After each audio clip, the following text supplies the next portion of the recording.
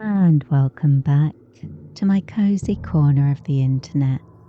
I'm Mayastar, and today we have another unscripted video where we'll be discussing energy healing, meditation, spiritual awakening, and specific to this episode, the ancient Norse runes and how they can be used to progress your spiritual path and your healing journey through different methods. There are many ways you can use the runes, and because they're so versatile, there's no way I can cover everything in this video, so I'm just going to be covering some of the main points and then answering a few questions that are related. So, if that sounds interesting, stick around and meander with me as we take the scenic route towards enlightenment. As always, I come armed with notes, but we'll be skirting around things and we'll see what comes up. I try to keep it quite fluid and conversational for these videos. Now, regular viewers will notice there's something new going on behind me with the scarf situation. I got a new scarf, a bigger one. I think that might be the problem. The scarves that I was trying to use weren't quite big enough, whereas this one, it seems to be doing the job. Although I did have to mess around with the lighting a bit more to get things just right. Hopefully that will save me a bit of time in the future. Because of the nature of the work I do magically for clients through Maya Magical, which is my second website and which you can find in the links in the description below, where I provide spell casting services, ritual intensives for clearing negative energy or drawing in abundance and prosperous energy, and other intensives that are available from time to time for special offers, such as the recent working that was harnessing the power of the summer solstice combined with the full moon. That was an intensive for manifesting and drawing in positive energy. But when I'm putting out some of these intensives, they tend to be very much centered around Norse energy, because that's what I work with predominantly in my own practice. That and Lemurian energy. I don't know how those two match up, but those are the energies that I work with predominantly at the moment. So I do often get questions from people asking me if I can teach them the runes. And although I don't have a detailed course for how to learn runes for divination, because that's what people are usually referring to when they ask about the runes, the Rune Valda course, which is an energy attunement based course, is the one that I would recommend if that's what you want to learn. If you're looking to work with the runes with a view to using them for divination, you can do that just by learning the meanings. Like if you you might as well look them up online if that's all you wanted to learn. But if you wanted to learn them with more experience of those energies, being able to integrate those energies and feel those vibrations more intensely when you're working with them, the attunements are the way that you go about that. That's the purpose of an attunement. And the Rune Valda course connects you with the energies of all of the runes, and it also includes some powerful symbols that can be used in a ritual context as well, like for protection and that kind of thing. But included with that course is an extra course manual that I put together that has some correspondences for each of the runes individually. so that you can learn a bit more about them while you're being attuned to them, and you can develop your relationship with them by exploring the other symbols that can be reflected in the runes.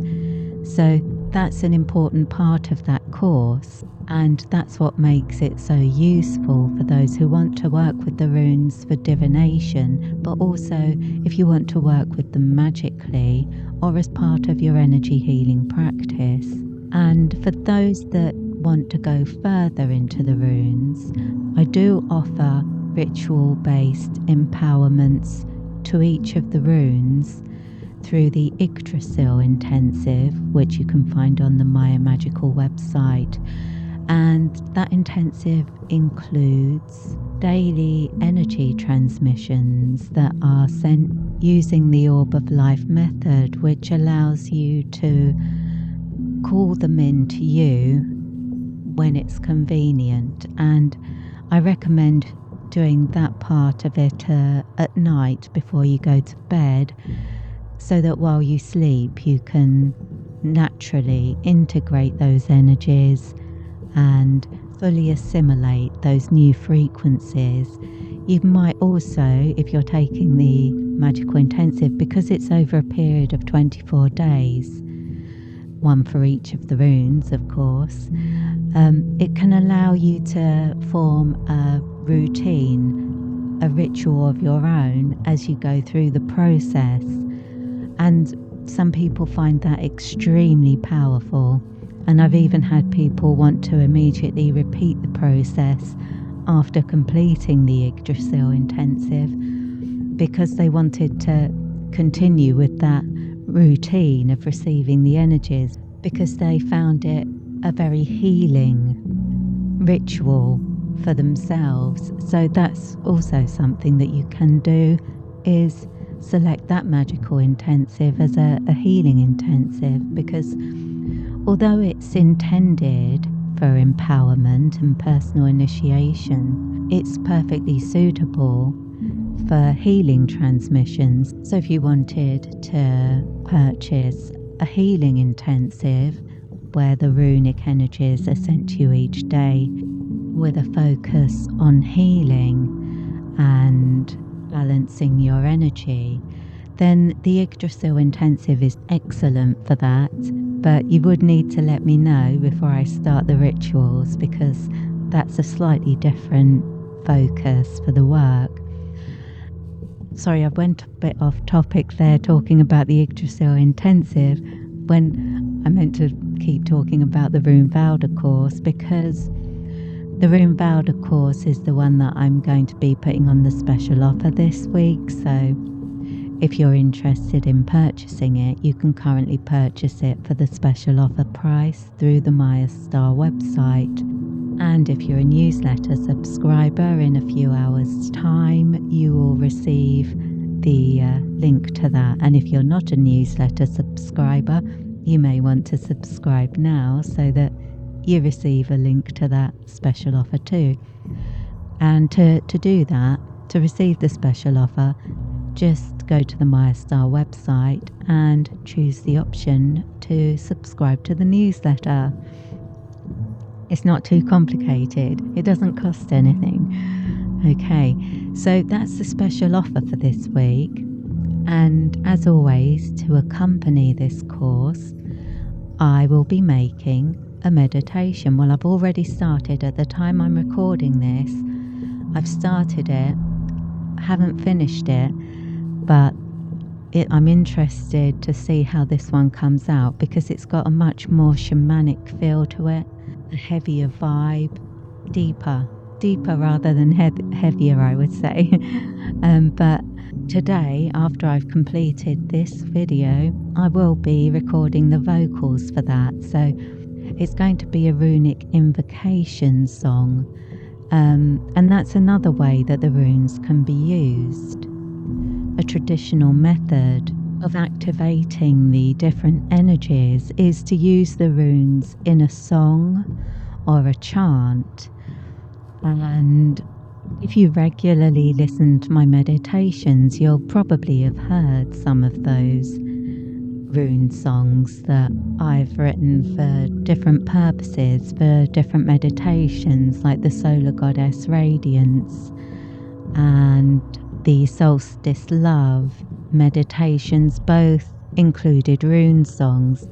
And there is I can't remember how long ago it was, but there is a 20-minute meditation for invoking the ancient Norse runes, already available on this channel and podcast. So this new one is going to be incorporating some of my new instruments, and I have some interesting instruments. I put together a thunder track using a thunder drum. I have 3 thunder drums actually, but I put it together. Really, I was just doing some tests to see how it sounded, what sort of sounds could I come up with by recording it and then messing with it to see what happened. And it came out really good, and it really changed the dynamic of that track. So this week just gone, I've completed the Mary Magdalene's Inner Temple Empowerment track, and that one definitely lent itself to a sort of deeper, darker vibe. So I tried out the thunder track on there and it worked really well. And so that one's going to be coming out, I think it's on the 12th. Yeah, I think it's on the 12th of July that one will have come out. And then I may start, if people enjoy the thunder ones, please let me know, because I will start incorporating that in. What I usually do is I record the music and then I add the vocal, and then I do different variations using an ocean drum and rain sticks. Rain sticks, what a brilliant invention they are. And now the thunder drums, and it just changes the vibe, really changes the vibe. I don't know if it would work for other people, but I find the heavier, darker, thundery noise very soothing for sleep. It actually, rather than sounding like thunder to me, gives me an underwater kind of vibe. But I'd recommend trying those out, see what works best for you. And the other thing that I think might make the thunder ones more interesting is the fact that it increases the range of the music. So you have sort of bassier tones and higher tones. It just sounds fuller. That's not always what you want for a meditation, but some people would gravitate more to that sort of sound. So I guess we'll see how it goes. I like all of them. I wouldn't make them if I didn't enjoy them myself, but I'm going to be listening to the thundery versions more often, I think, and just see how that energy, it has a sort of grounding vibe to it as well. Reminds me a bit of black tourmaline, my favourite crystal. Okay, so we've covered the current special offer. We've covered the related magical workings. So let's get to the questions. We've already covered one question though. I jumped ahead, that's why I think I went off on the tangent. One of the questions was for the Yggdrasil intensive, was somebody asking if it would be suitable as a healing intensive. So that was one of the questions already covered.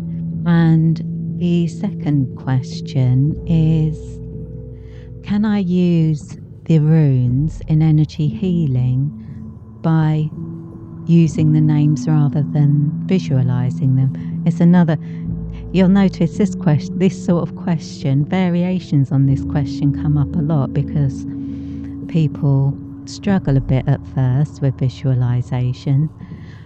What I would say in this regard though is that the runes are very easy to visualize because they are very simple symbols compared to other symbols such as those used in Usui Reiki, because the runes are made up of straight lines with the intention that you could easily carve them into things.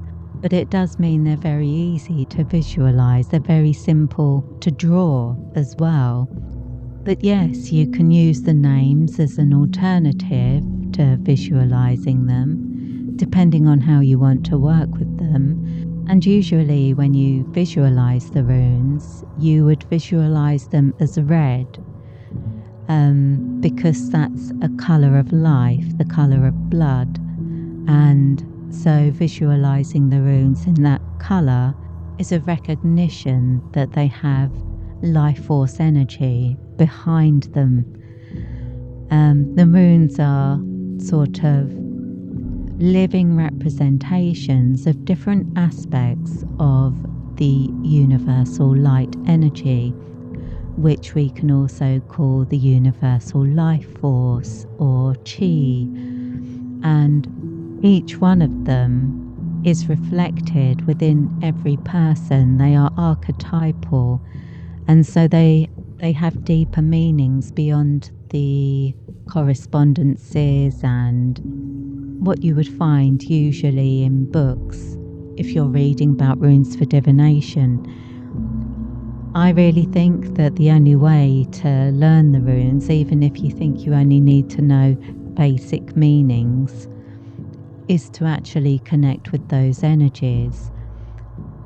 Now, I must admit I am probably a little bit biased because of what I do for a living. I teach energy healing, so I really feel that people connecting with those energies in a personal way is more powerful than learning about it in an intellectual sense where it's not so integrated into your energy field, into your psyche. Whereas in a way, but regularly working with the energy of the runes through energy healing modalities or the Yggdrasil intensive can be a way to awaken those archetypes so that you're not just analysing it, you're experiencing it, and you can learn to differentiate between those different currents over time.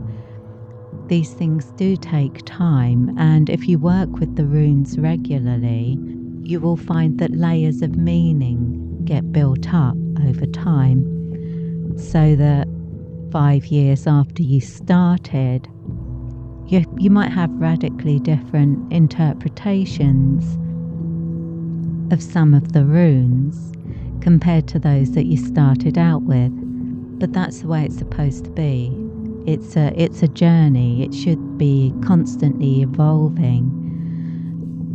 And when I'm teaching and providing attunement or empowerment rituals, that's intended to be a starting point. It's not that, oh, here you go, here's your attunement, now you know everything there is to know about the runes, go and do some magic. It's not like that. You do still have to work with the energy. You do still have to express it. Nobody else can do that part of the work for you.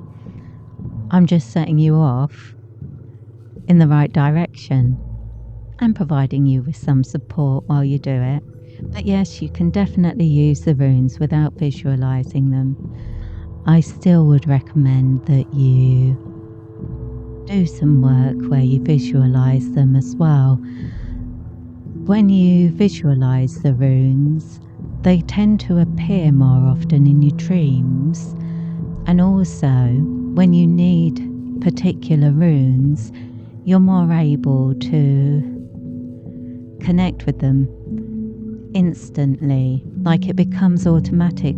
As you become aware of the different energy frequencies, you're able to visualize the rune and bring that energy in very quickly, which is something that I've done for protection in the past and that sort of thing, where in an emergency situation you're able to bring that protective energy in very quickly and without having to chant the runes which, you know, you might want to, but in certain circumstances that may not be convenient. For example, if you were at work or something like that, are you going to start chanting the runes, or would it be more appropriate and a bit more discreet if you were to visualize them instead? It just adds another way for you to work with the energy, to connect with it at times in one way and at other times in another way, depending on what works for that situation. But it makes them more versatile if you use them in a variety of ways. So visualization, writing them down, chanting the name of the rune, or creating a shrine where you place symbols that reflect that rune or mean something to you that reminds you of what that rune represents in your own life. I can't think of a good example off the top of my head. Okay, let's go with the first rune. Fehu means cattle. So if you were setting up a shrine for the Fehu rune, perhaps you wanted to bring more prosperity in your life. So you thought it would be a good idea to bring this energy into your home. You might have something to represent a cow, a picture of a cow, reminding you that wealth can be measured in various ways. You might have an image of the goddess Freya, or perhaps some flowers to represent the goddess Freya, if perhaps that's something that speaks to you and something that you would enjoy on the altar. You might choose crystals, and you might place money on there, and you might be picky about the colours and think, well, this is about prosperity. I think I would go for gold and yellow, and perhaps even have something to represent the sun because I'm going for that golden energy. And perhaps while I'm sitting in front of my altar, I'll listen to this particular meditation to bring in that energy, and you build upon it with the things that mean something to you. So in the course manual where I discuss the different correspondences, that's to get you started, but over time you will develop your own associations with different runes and your own symbols that are connected with different runes. So that's a thing that you can consider when you're deciding whether you want to learn to visualize them or not. Is this something that would fit into your practice? Like if you want to spend time in front of your rune altar every day, would that be a good time to just spend 5 minutes trying to visualize the rune? Do you have time for that? Is it worth choosing to commit to that process, perhaps every day for a month, and see if there's any improvement, and then if there is, make it a longer term habit for practicing your visualization? I would say that the runes are a good way to learn visualization because they are so simple to draw. And like I say, I do feel that it's better to learn both. Learn the names, chant them, use them as mantras, but visualize them at the same time if you can, because it makes for a more powerful experience. It's using different areas of your brain as well, and if you visualize them, they are more likely to appear in dreams and visions for you, and that would make it easier for you to interpret them in the future if you were pursuing divination with the runes. So definitely do both if you can. And is it okay to buy myself a set of runes, or should they be received as a gift? And I've had people ask me the same thing about tarot, and I've heard that some people say you should never buy these tools for yourself, but I do. And I don't know anyone who sits around waiting for somebody else to buy things for them. So yeah, there is no problem with buying things for yourself, tools for your spiritual growth and developing your abilities. So yes, of course you can buy your own runes, but traditionally it's more powerful to make your own runes And that doesn't have to be a complicated process. Usually runes are made of either stone or pieces of wood. So one of the cheapest ways that you could make your own set of runes would be to get some lolly sticks or small pieces of wood and draw the runes on them or burn the runes into them and use those to start with and see how you get along. Or just collect some pebbles from a beach and paint the runes onto those. Or if you wanted to use these runes as part of your energy healing practice, it might be nice to buy crystal runes or make some crystal runes by getting some tumble stones and then painting the symbols onto those, because that would allow you to lay them out, the different energies that you wanted to work with during that session, in a similar way to the way you'd lay them out if you were using crystals during a crystal healing session. And also having something in your hand while you're meditating on each rune can be a good way of connecting the energy of that rune with your own representation of that rune. So during the Yggdrasil intensive, sometimes people choose to do that, create a rune stone each day for the period of the intensive and hold it during the energy transmission each night to charge it with the energy for that particular rune. So that's something that you can do. And as I say, you could really make your rune set out of anything. You could literally just draw them on pieces of paper and use pieces of paper to start with. If you enjoy creating art, that might be a good way to integrate those energies as well, allowing you to meditate on them while engaging your conscious mind in creating art can be a powerful meditation technique. So yeah, that's certainly something you could do as well.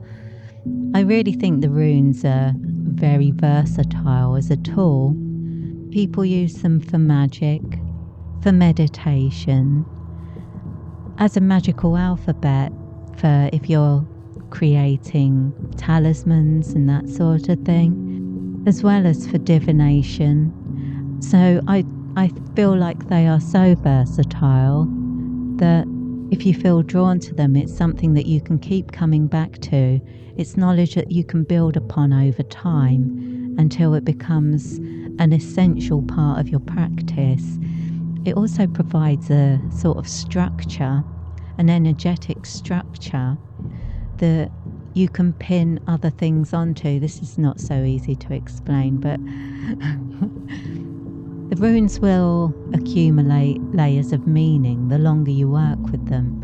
They will become increasingly comprehensive and real to you over time. So it's something that you can use to touch base and integrate new information. If you work with them often enough and regularly enough, then you can keep returning to the runes when you're processing something new. Like when you've just learnt something new, going back to the runes can then help you to integrate that information. And the same goes for other systems, the Kabbalah or the Tarot. If like those structured systems of correspondences can help you to catalogue your experiences and understand the runes on a deeper level over time.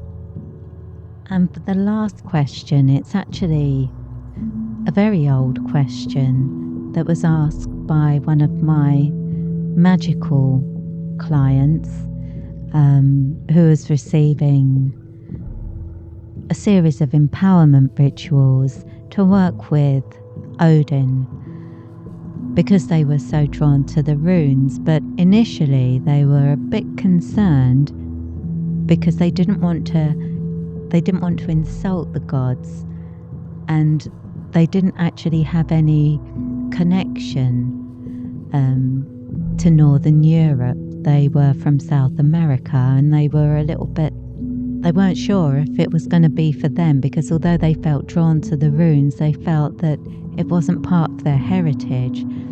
And although they flourished, they absolutely flourished. They took to the runes like a duck to water. But the reason is, the runes are universal. The way that they are tied to the myths and the traditions of the ancient Norse pagans of Northern Europe is how they come to us, because that's how the history was recorded. But the symbols are universal, and the energies of the rune are universal, and they are reflected in other traditions, but in different forms. But those energies are for everybody. It's not only for people who live in Europe or have European ancestry or anything like that. Absolutely anybody can work with the runes. And if you feel drawn to connect with the deities of the ancient Norse tradition, they are also universal and will be represented in your own mythologies as well. So it doesn't make any difference if you approach those deities through your local customs or through what might seem alien rituals at first that derive from a different culture. Over time, either way, you're working with these rituals to make them your own. And so it doesn't really matter how you start, and it doesn't really matter how those energies are represented in the system that you're learning. Those energies are universal, and anybody can. It doesn't make any difference, and the gods aren't precious about these things. Your energetic inheritance is what counts here, and we all come from the same place. We're all moving towards the same kind of destiny. We're all evolving in similar ways, and perhaps we use different myths, different stories, different tools, different symbols, but we're doing the same thing. So you need to respond to the things that call to you, regardless of what you think is appropriate. Your soul knows. Follow what your soul is telling you, and you can't go very far wrong. And I think that brings us to the end of another unscripted discussion, and I hope you've enjoyed it. And if you have any questions or anything that you'd like me to address in future videos, please leave them in the comments or email them to me, and I'll get to those. And if you enjoyed this video, please give it a like, share it with your friends, go and watch another video on this channel so the algorithm will think that I'm popular. So all that remains is for me to say thank you for stopping by today, and I hope you'll come back again next week for another unscripted video. But in the meantime, have a brilliant week, and I wish you peace, prosperity, and progress in all you do. With blessings.